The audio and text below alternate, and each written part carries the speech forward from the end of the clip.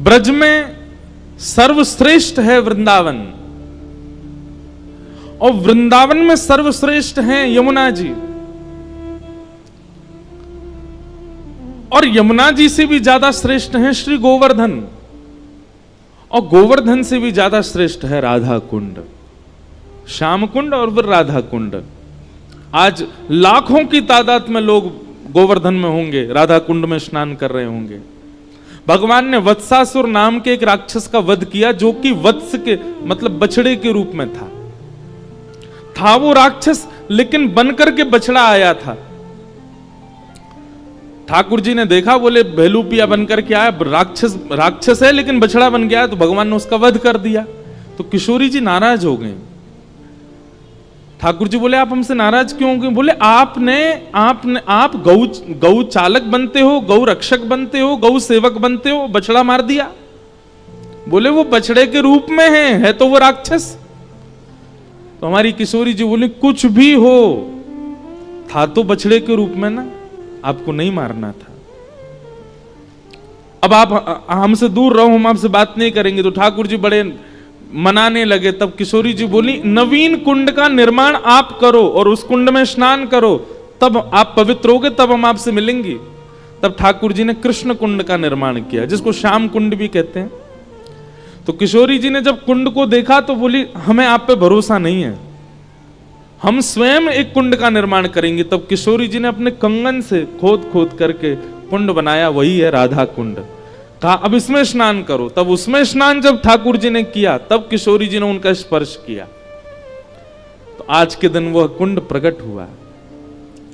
ब्रज में जब भी जाइए, हम लोगों की गति पता कहां तक है? हम बिहारी जी चले जाते हैं, राधा वल्लभ जी चले जाते हैं, राधा रमण जी चले जाते हैं, और फिर हमारी गति थोड़ी नीचे आ जाती है तो हम चाट भल्ला खा लेते हैं, लस्सी पी लेते हैं, वापस पेड़ा लिए वापस। हमारी गति यहीं तक रहती है ब्रज में।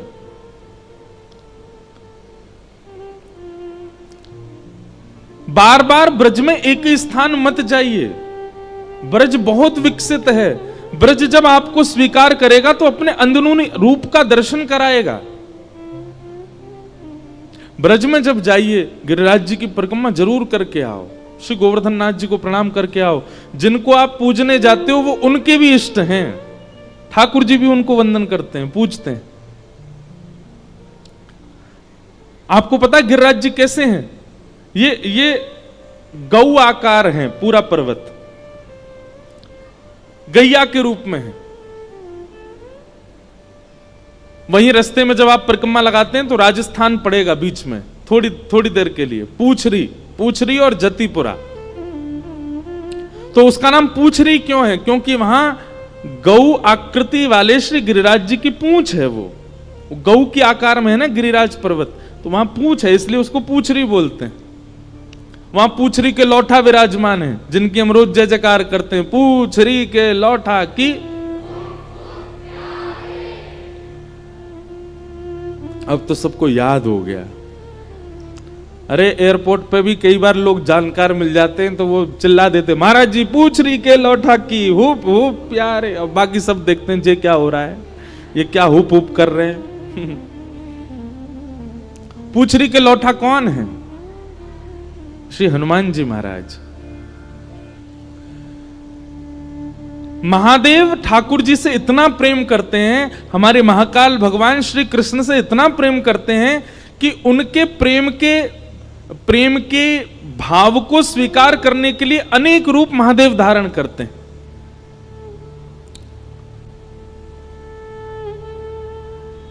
ठाकुर जी का सेवा का भाव प्राप्त हो सके, इसीलिए महादेव ने श्री हनुमान जी का रूप धारण किया। तो राम अवतार में हनुमान जी ने खूब सेवा की, लेकिन हनुमान जी के मन में आया कि एक बार ठाकुर जी के हम सखा भी बने। तो वही हनुमान जी द्वापर में श्री कृष्ण के परम सखा बन करके आए, और गिरिराज जी में उनका स्थान है पूछरी के लौठा। तो वो क्या करते थे? ठाकुर जी गैया चराने गिरिराज जी पे जाते तो गैया चरती थी, ठाकुर जी क्या करते थे? बोले पूछरी के लौटा हनुमान जी के पास जाकर के मल्ल युद्ध सीखते थे, कैसे मल्लों को परास्त करना है। तो श्री हनुमान जी ठाकुर जी को बैठा करके सिखाते थे कि बड़े बड़े मल्ल सामने आए तो उनसे कैसे कुश्ती करनी है, कैसे उनको पछाड़ लगानी है। जब भगवान ब्रज छोड़ करके जा रहे थे, सब ब्रजवासियों से कह के गए मैं परसों आ जाऊंगा, तो हनुमान जी भी आए। बोले अब कुश्ती सीखने नहीं आओगे? बोले नहीं, आपकी सिखाई कुश्ती से ही कंस को परास्त करने जाएंगे हम। बोले अब कब लौट के आओगे? बोले हम जल्दी आएंगे। तो बोले मैं कहां जाऊं? बोले आप गिरिराज जी पूछ रही पई विराजो, मैं जल्दी लौट के आऊंगा। आज भी पूछ रही के लौटा वहां प्रतीक्षा कर रहे हैं कि श्री ठाकुर जी आ रहे होंगे। इसलिए जो भी गिरिराज जी की परिक्रमा करने जाता है उनको जरूर प्रणाम करता है। श्री हनुमान जी महाराज वहां विराज रहे हैं।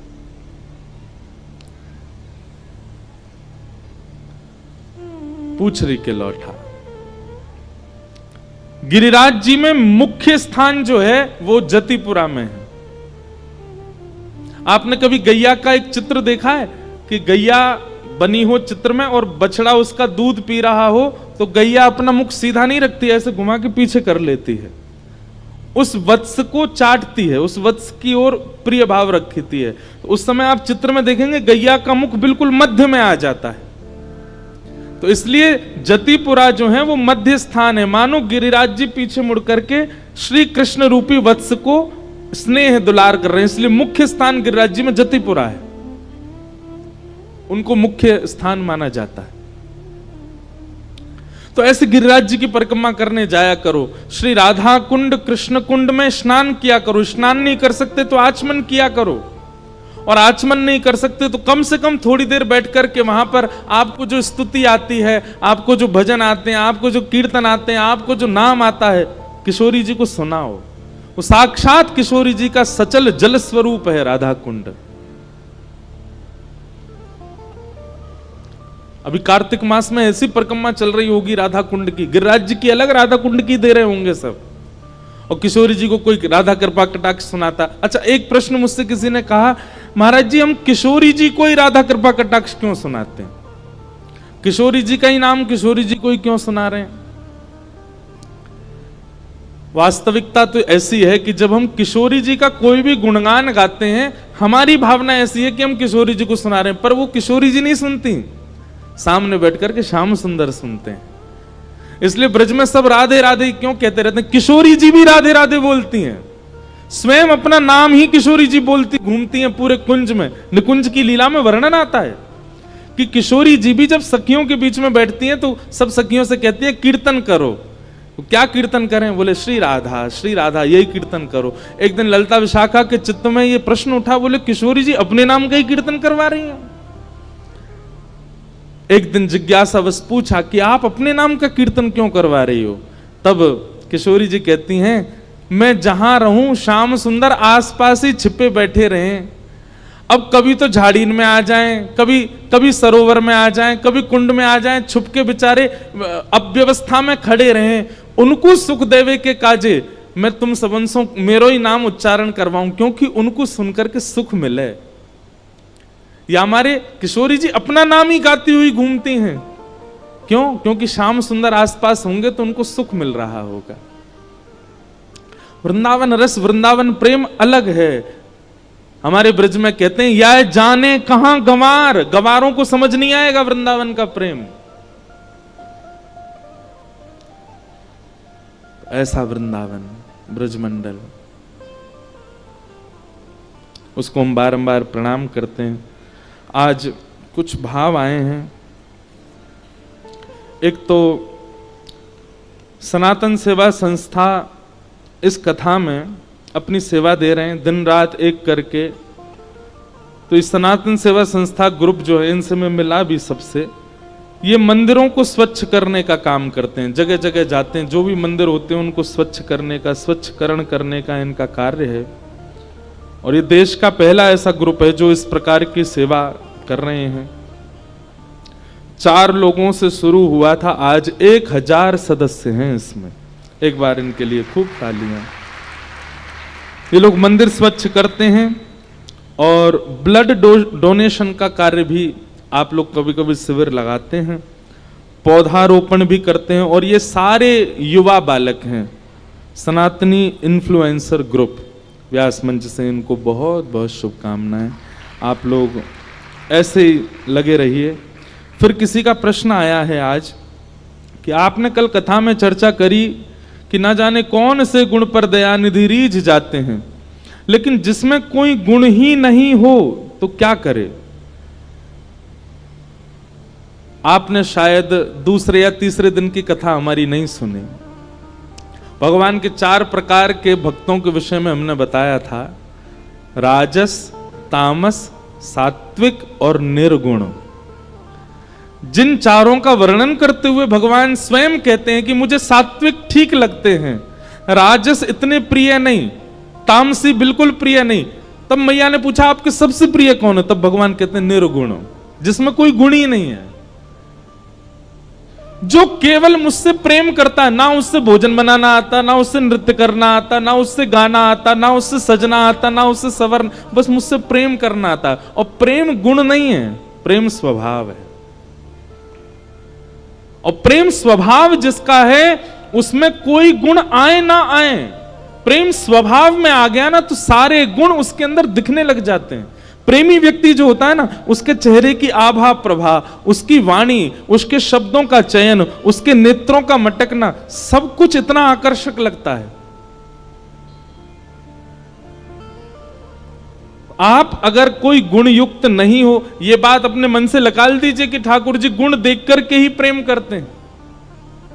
यदि गुण देखा होता तो श्री हनुमान जी महाराज श्रीमद् भागवत में कहते हैं, हम लोग तो बानर हैं, हमारा ना तो रूप अच्छा, ना हमारी वाणी अच्छी, ना हमारी चाल चलन अच्छी, लेकिन फिर भी राम जी हमको अपना मित्र मानते हैं। ठाकुर जी को गुण ही देखना होता तो 33 कोटि देवता, सुंदर देवताओं की सेना लेकर के युद्ध करने जाते रावण से, बानरों की सेना लेके क्यों गए? इस बात का प्रमाण है कि ठाकुर जी गुण नहीं देखते, ठाकुर जी प्रेम देखते हैं। प्रेम गुण नहीं है, प्रेम स्वभाव है।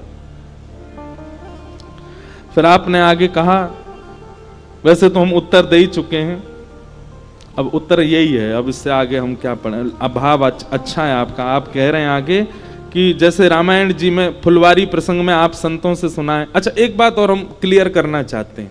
आज भी जब हम मंच पे आ रहे थे तो मंच संचालक बोले, परम पूजनीय संत श्री इंद्र, भैया हम संत नहीं हैं, हम भागवत के वक्ता हैं और सदगृहस्थ परंपरा में हैं।